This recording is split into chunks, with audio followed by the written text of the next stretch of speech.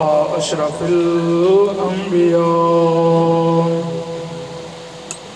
وعلى آله وصحبه أولي الصدق والصفاء. أما بعد فقد قال الله تبارك وتعالى في كلامه المجيد: وأما بنعمة ربك فحدث. وقال الله تبارك وتعالى في مقام آخر: ورفعنا لك ذكرك. صدق الله العلي العظيم وصدق رسوله النبي الكريم الأمين. ونحن على ذلك من الشاهدين والشاكرين، والحمد لله رب العالمين.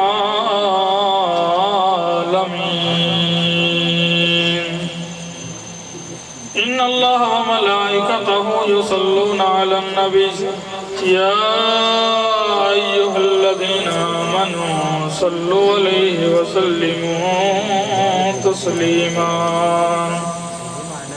بابا جب بلند مل کے پڑھیے گا: الصلاة والسلام علیکہ یا سیدی یا رسول اللہ.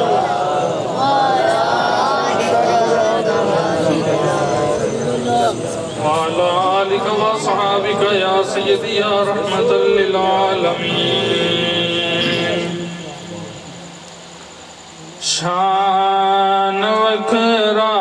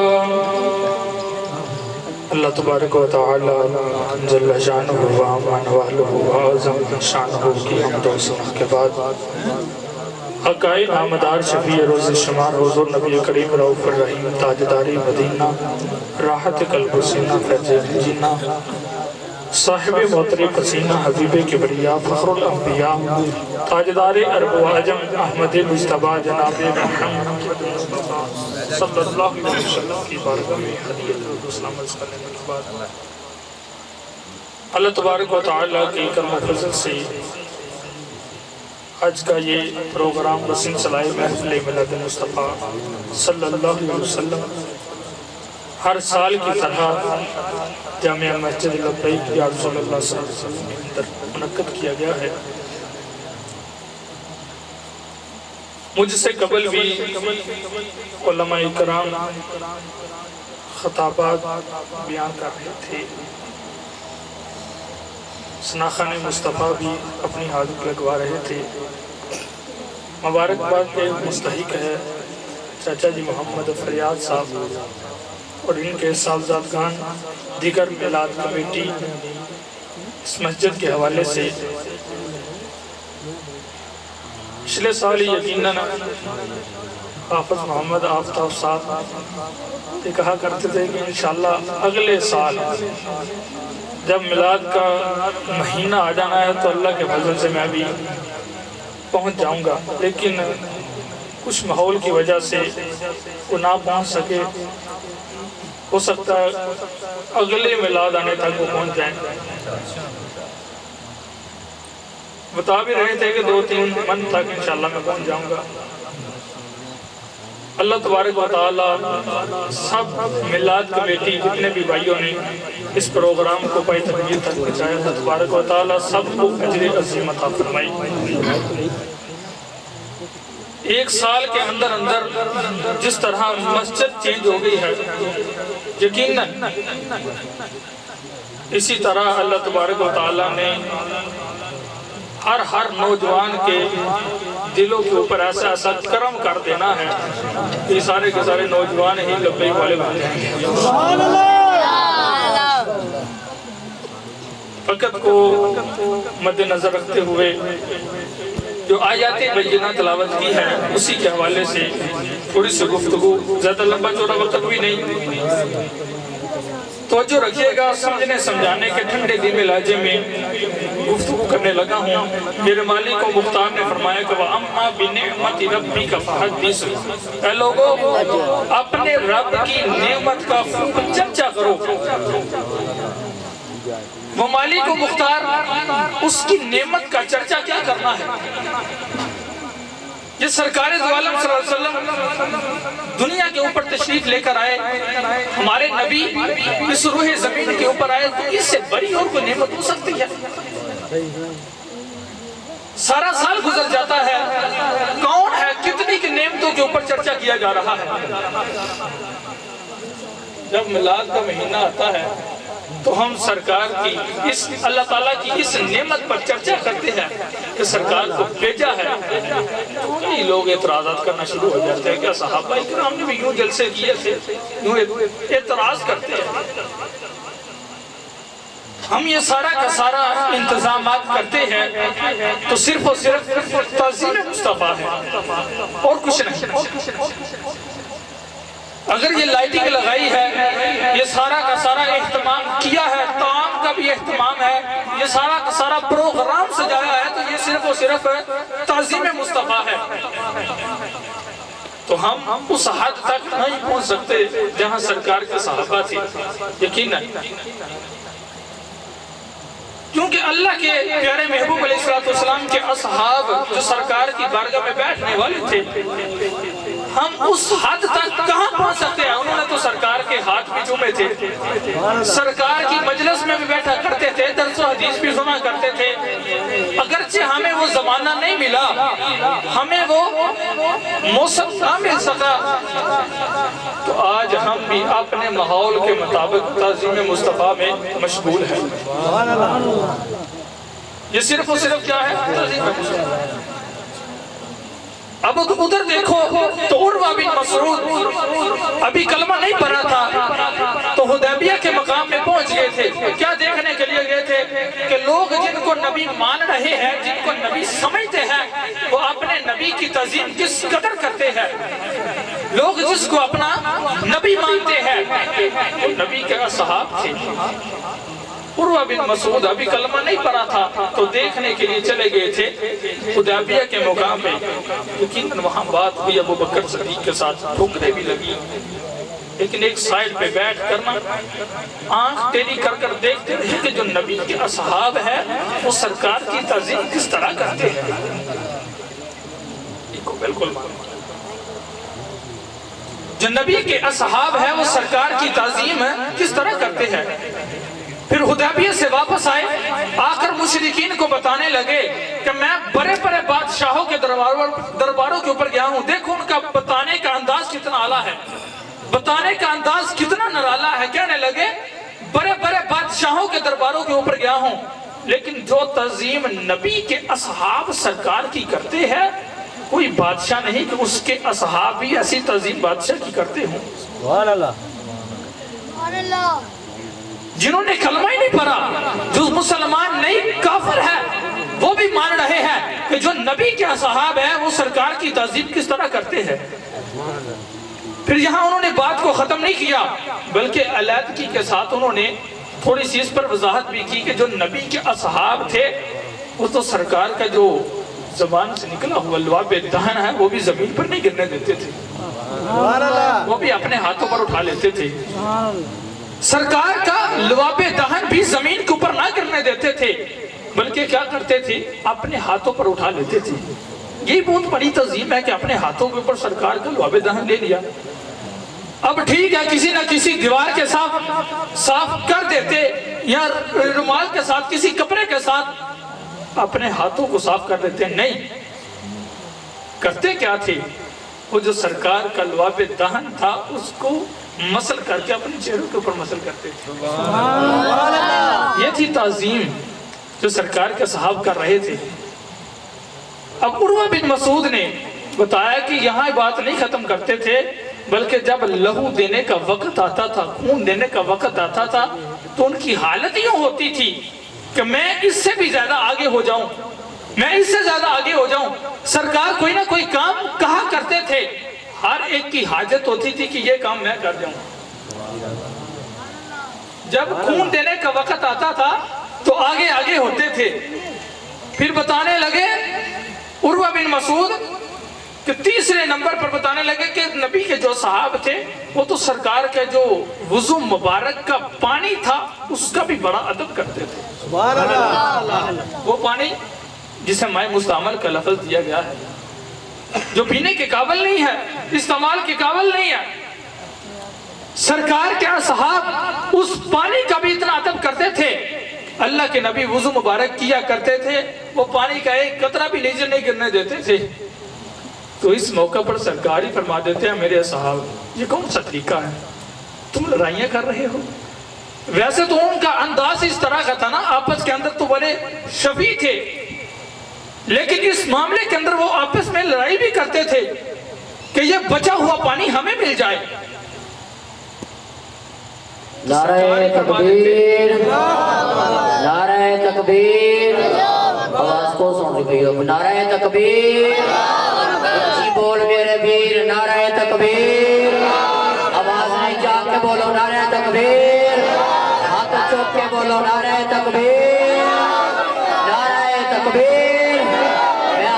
اس واسطے کہنا کہ ہاتھ اٹھا کے سبحان اللہ کہو، کیونکہ سورۃ یاسین جو اللہ نے فرمایا لا تکلمنا ایدیہم، اللہ نے فرمایا قیامت والے دن زباناں بند ہو جائیں گیا، اے ہاتھ بولن گے کہ اللہ تیرے ہاتھ نہ پوچھنا کی کرتا رہے کہ ہاتھ چوک کے بولے یا اللہ بے شک گناہگار سی، سیاہگار سی، بد کردار سی، پر جب کھانا ملی دے مسجد کے اندر محفل پاک ہو رہے سی، اے اونچا ہو کے کہتا ہے نعرہ تکبیر،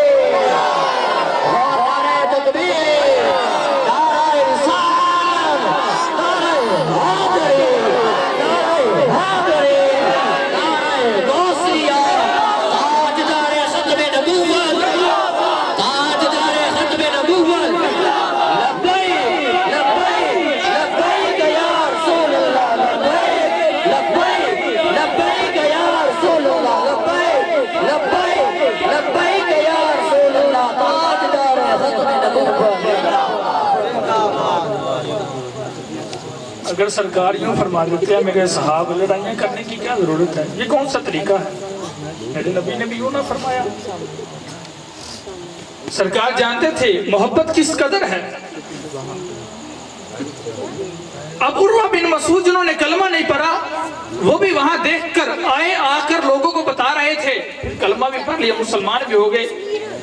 یہ جو نبی کے اصحاب تھے وہ سرکار کی بارگاہ میں بیٹھ کر اتنی تعظیم کر رہے تھے، حد سے گزر جا رہے تھے.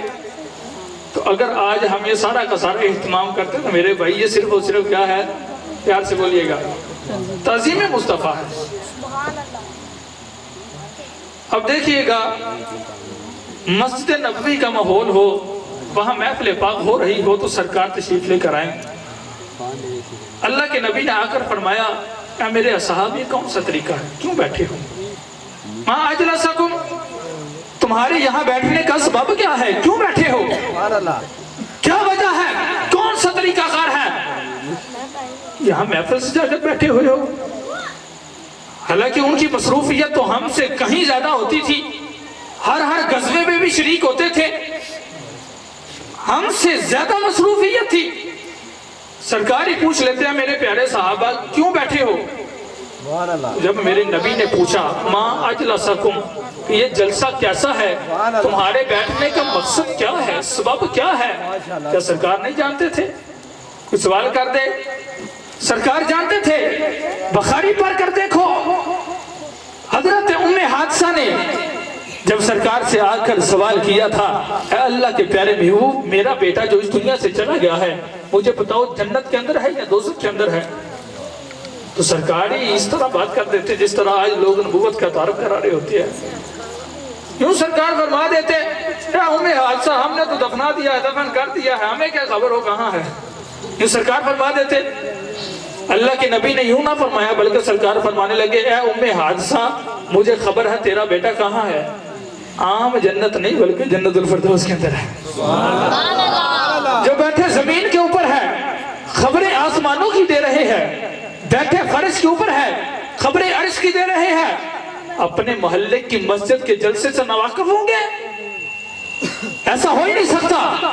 بلکہ سرکار نے اس لیے پوچھا تھا، آج میں پوچھوں گا، میرے صحابہ بتائیں گے، میں اس بات پر تصدیق کر دوں گا، تصدیق کی مہر لگا دوں گا، تاکہ قیامت تک کے آنے والے لوگوں کو پتہ چل جائے۔